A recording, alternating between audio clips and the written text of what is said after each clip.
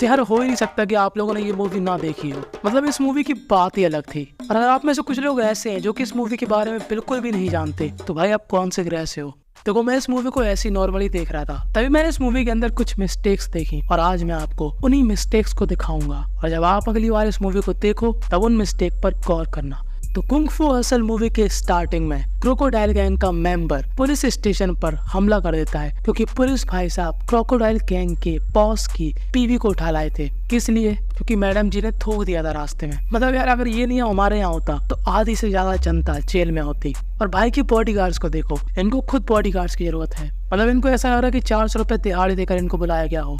बात तो सही है। तो जब क्रोकोडाइल गैंग का बॉस अपनी टोपी को अपने बॉडीगार्ड्स को देता है तब उसकी टोपी का शेप एकदम परफेक्ट होता है, पर जब वो अपनी टोपी वापस लेता है तब उसकी टोपी का शेप बदल गया।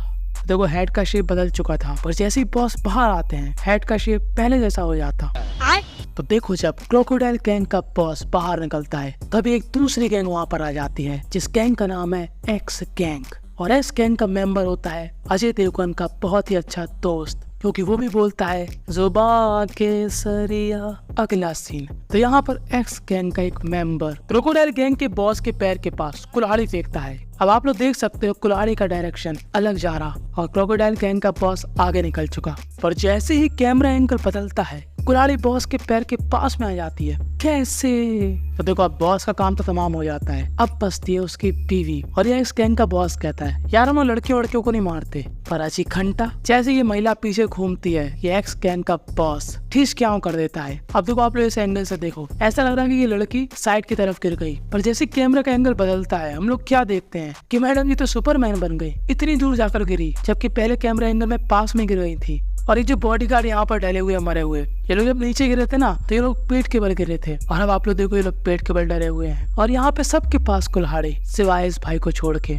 और एक चीज और, जब इस बॉस की टांग कटी थी तो वो यहीं कहीं आसपास गिरी थी, पर अब जब हम लोग देखते हैं तो उस टांग का नामो निशान भी नहीं है। मतलब क्रोकोडाइल गैंग के बॉस के बुरे वक्त में उसकी टांग भी यहाँ से भाग गई। और अब क्रोकोडाइल गैंग के बॉस का निपटारा होने के बाद इस शहर में एक्स गैंग का दबदबा था, और एक्स गैंग से सिर्फ एक कॉलोनी सेफ थी, क्योंकि ये कॉलोनी थी शहर के थोड़ा आउटसाइड को। और आप में से कई लोगों को इस कॉलोनी का नाम भी नहीं मालूम होगा। तो इस कॉलोनी का नाम था मिक्सचाइन चैली। ये जगह इसलिए सेफ थी क्योंकि यहाँ पर कोई भी गिरोह नहीं आता था, क्योंकि यहाँ पर कोठी बंगले वाले नहीं रहते थे। यहाँ पर वही लोग रहते थे जिनके पास खुद रोटी और धोते की कमी है। और हमारे चाचा हैं जोरू के गुलाम, जिनको हर समय करनी होती है फीमेल बाजी, साथ ही साथ मेल बाजी भी। तभी यहाँ पे एंट्री होती है चाची की, जो कि ज्यादातर लोगों को डांट रही होती है क्योंकि इन लोगों ने चाची का किराया अभी तक नहीं दिया। और आप लोग सोच रहे हो चाची कितनी खड़ूस है, पर आप लोग खुद सोच के देखो, ये औरत ज्यादातर लोगों को यहाँ पर फ्री में रहने देती है, बस वो ऐसा शो नहीं करना चाहती कि वो एक अच्छी महिला है। और ये मैंने उस टाइम पे नोटिस नहीं किया था जब मैंने ये मूवी पहली बार देखी थी। और यहाँ पर आप चाची के बारे में पता नहीं क्या लगे भाई, जो भी हमारी महिला मित्र ये वीडियो देख रही हो कृपया बता दें इनको क्या कहते हैं।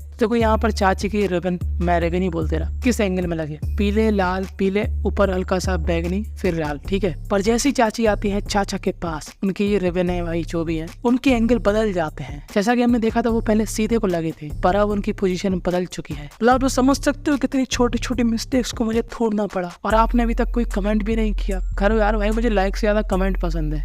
और ये भाई इस मूवी का ऐसा कैरेक्टर है जिसकी चवन्नी कम है, एक और भी है जिसकी चवन्नी कम है, उससे हम आगे मिलेंगे। अब आप लोग देखो इसकी दाढ़ी में ज्यादा झाग नहीं लगा। जब वो यहाँ पर चाचा को उठा रहा होता है तब उसकी दाढ़ी में फिर से झाग आ जाता वापस। और अब यहाँ पर एंट्री होती है हमारे मेन कैरेक्टर की, जिसका नाम होता है सिंह। तो वो यहाँ पर काफी मजबूत फुटबॉल को कितनी आसानी से फाड़ देता, यानी कि आपको शुरू में ही बताया गया था कि इस आदमी के पास कोई ना कोई ताकत तो है। अब सिंह यहाँ पर आया था फेक एक्स गैंग का मेंबर बनके। और मैंने आपसे कहा था कि इस मूवी के अंदर दो लोगों की चवन्नी कम है, एक तो वो जिसके मुंह पे झाग लगा था, और एक ये सिंह का बेस्ट फ्रेंड, और जिससे हम पहले मिल चुके हैं। उसकी होती है कटिंग की दुकान, और भाई कटिंग की दुकान में क्या होता, शीशा। और इस पगले का झाग अभी तक बाल में लगा, ये नहीं कि छुटा ले और अपने आप को देखे जा रहा, लेकिन ये नहीं साफ कर ले। तभी यहाँ पर एंट्री होती है चाची की, और फिर से चाची की एक गोल गोल सिलेंडर, जिनको क्या कहते हैं मुझको नहीं मालूम, उनकी पोजीशन फिर से चेंज हो जाती है। और तभी यहाँ पर एंट्री होती है एक्स गैंग की, जो कि सिंह ने तो क्या पटाखा फेंका था और एक्स गैंग के इस मेंबर के टोपी पे जाके फट गया, और सिंह ने क्या देखे इसने फेंका था। और जैसे जैसे एक्स गैंग के मेंबर आगे बढ़ते हैं, आप लोग यहाँ का देखो मौसम चेंज हो जाता है। मतलब ये मिस्टेक तो नहीं है, ऐसे सीन काफी अच्छे लगते हैं। अब यहाँ पर चाची से 9 तो 11 हो जाती, पर ये चूम जिसकी चवन्नी कम है, ये कहता है मैं तुमसे नहीं डरूंगा। हर एक्स गैंग का मेंबर यहाँ पर कुल्हाड़ी निकालता है और हम लोग क्या देखते हैं कि इस चोमू का झाग फाइनली काफी ज्यादा छूट चुका है। और जैसे ये मेंबर इस चोमू पर कुल्हाड़ी मारता है, इस एक्स गैंग के मेंबर के ऊपर कोई काफी रफ्तार से हमला कर देता है और इस वजह से आ जाते हैं एक्स गैंग के काफी सारे मेंबर। और यहाँ पर एक मेंबर इस महिला और उसके बच्चे के ऊपर मिट्टी का तेल डालता है और हम लोग क्या देखते हैं कि महिला के बाल मिट्टी के तेल की वजह से नीचे आ चुके, ठीक है। पर जैसे ही अजय देवगन का पक्का दोस्त यहाँ पर लाइटर फेंकता है, इसके बाल फिर से सही हो जाते हैं। इसके बाल तो नीचे है ही नहीं, वो एकदम से सेट वेट हो गए और पूरा सिर हो गया एकदम ड्राई। कैसे? तो देखो अभी यहाँ पर जब फाइट वगैरह स्टार्ट हो जाती है और ये तीनों ही मिलकर एक्स गैंग के मेंबर की चटनी बनाने लगते हैं, तब आप इस छल्ले मास्टर को देखो। अंकल जी की चेस्ट एकदम नॉर्मल लगती है, ठीक है, पर कुछ ही देर बाद जब वो फाइट कर लेते हैं उनकी चेस्ट हो जाती है एकदम 30-32 साल के जिम गाय की तरह। मगर कैसे? और भाई यहाँ की नोट है कि रुमाल है, क्या है? नहीं, इतने बड़े बड़े नोट, जब चाहो इससे कुछ खरीद लो और जब चाहो नाक पहुँच लो। तो देखो जब सिंह के बचपन का सीन दिखाया जाता है जहाँ पर सिंह ने अपने पूरे पैसे देकर इस बुद्धिस्ट कुंफू सिखाने वाली किताब को खरीद लिया था। हमको लगता है कि ये किताब काफी महंगी होगी, पर तभी ये लड़का जो उसको मारता है वो पता क्या पड़ता है यहाँ पर? सिर्फ 2 रुपए में कुंफू सीखे, यानी कि इतने सारे चिल्लर की कीमत सिर्फ 2 रुपए। और यही सीन था जहाँ पर सिंह को समझ में आया था कि उस दुनिया में सिर्फ बुरे लोगों की ही चलती है, अच्छे लोगों को यहाँ पर दबाया जाता है। इसलिए सिंह चाहता है कि वो बुरा कैरेक्टर बने, वो डॉन बने, माफिया बने, लोगों को मारे। और ये जो गूंगी लड़की है, आपको मालूम है इस मूवी के लिए इस लड़की को 8000 लोगों में से चुना गया था। तो ये जो हमारी चाची है ना, इनका ये जो सिगरेट पीने का स्टाइल है, आप यकीन नहीं करोगे, चाची जी को इस मूवी के अंदर रोल इसी आदत की वजह से मिला था, क्योंकि मूवी के डायरेक्टर ने इस लेडी को स्मोकिंग करते हुए देखा था और ये औरत ऐसी ही लग रही थी जैसे कि ये कोई चौल की मालकिन हो। अब अगला सीन कहने को तो ये कॉमेडी सीन था, पर ये बात समझ में नहीं आई जब चाकू बॉडी के अंदर जा रहे हैं तो यार खून क्यों नहीं निकल रहा। तो देखो यहाँ पर चाची सिंह का काफी रफ्तार में पीछा करती हैं और तभी यहाँ पर 2 ट्रक आ जाते हैं। सिंह नीचे से निकल जाता है और चाची होती है हवा में, पर जैसे ही कैमरा एंगल चेंज होता है दूसरा ट्रक यहाँ पर होता ही नहीं है। दूसरा ट्रक कहाँ गया भगवान ही जाने। और हाँ, इन दोनों में से एक कैरेक्टर अंधा होता है। ये बात मुझको बाद में मालूम चली थी। जब मैंने पहली बार मूवी देखी थी तो मुझको ऐसा लगता था कि ये बंदा देख सकता है, और कसम से इस मूवी का सबसे ज्यादा बेहतरीन सीन यही फाइटिंग सीन था। मतलब सोचो आप उस टाइम पर कितना खूबसूरती से इस फाइट सीन को बनाया गया, क्रिएटिविटी लेवल 1 नंबर। और जब ये दोनों शांति प्रिय म्यूजिशियन छल्ले मास्टर के छल्ले तोड़ देते हैं तो हम लोग क्या देखते हैं कि छल्ले मास्टर के छल्लों के टुकड़े जमीन पर डले, पर जैसे कैमरा एंगल चेंज होता है छल्ले मास्टर के छल्लों के छोटे छोटे टुकड़े यहाँ से गायब हो जाते हैं। और जब यहाँ पर छल्ला मास्टर कंक्रीट का काफी बड़ा रोल इन दोनों के ऊपर फेंकता है तो ये वाला मेंबर अपने पियानो को अपने दूसरे साथी की तरफ फेंकता है और हम लोग क्या देखते हैं कि पियानो का फेस लेफ्ट की तरफ होता है, पर जैसे कैमरा एंगल चेंज होता है वो राइट की तरफ आ जाता, जबकि दूसरे मेंबर ने बिल्कुल भी पोजीशन चेंज नहीं करी। तो फिर ये कैसे हुआ? और जब यहाँ पर एंट्री होती है चाचा की तो भाई साहब ये वाला फाइटिंग सीन भी कितना बेहतरीन था। तो जब चाचा इन दोनों झमूरों का भूत उतार रहे होते हैं तो वो इनको घुमा घुमा के एक सिंबल बनाते हैं। सिंबल होता है बुद्ध भगवान का सिंबल। चलो अब ये गोला तो समझ में आ गया, पर ये वाली लाइन और ये छोटी सी बिंदी ये चाचा ने कैसे बनाई? और जब चाची सेक्स गैंग के बॉस की फाड़ के 64 कर रही होती हैं तब वो यहाँ पर जो हाथों से इशारा करती हैं ये सिंबल है ब्रूस ली का। और जितना अजय देवगन इस बॉस को देखकर खुश होगा इसके दांतों की वजह से, उतना ही अक्षय कुमार चाची को देखकर दुखी होगा, क्योंकि चाची के लिए हीरोगिरी फूफू करने में है। मतलब आप लोग खुद ही सोच के देखो चाची ने इस मूवी के अंदर कितनी सिगरेट पी होंगी और यहाँ पर आदमी मर रहा है, पर मजाल है कि चाची अपने सिगरेट नीचे रख दे। और चाची की सिगरेट यार खत्म होती कि नहीं? यहाँ पर भी उतनी ही जली, अभी भी उतनी ही जली। और ये जो आदमी मर रहा होता है जब ये पूरी तरीके से घायल हुआ था तो इसके चेस्ट पे काफी हमले हुए थे,